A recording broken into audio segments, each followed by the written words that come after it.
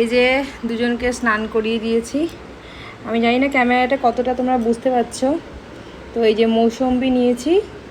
তো ঘরে যদি গোপাল যদি ঠাকুরজি থাকে, গোপাল থাকে, আর পিতলের যদি অন্য কোনো ঠাকুর থাকে, যদি পরিষ্কার করতে হয় অনেকে অনেক ধরনের কেমিক্যাল ইউজ করে। তো আমি তো বলবো সব থেকে ভালো হয় ফলের রস, লেবু জাতীয় ফলের রস, যেটা একটু টক হবে।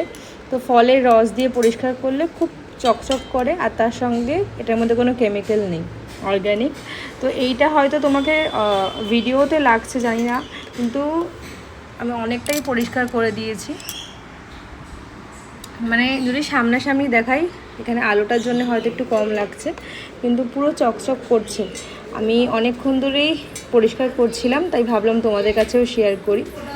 তো এই যে লেবু দিয়ে আমি পরিষ্কার করছি। তোমরাও যখন বাড়িতে গোপালকে পরিষ্কার করবে, বাড়িতে অন্য কোনো পিতলের ঠাকুরকে পরিষ্কার করবে, এই জিনিসটাকে ট্রাই করবে।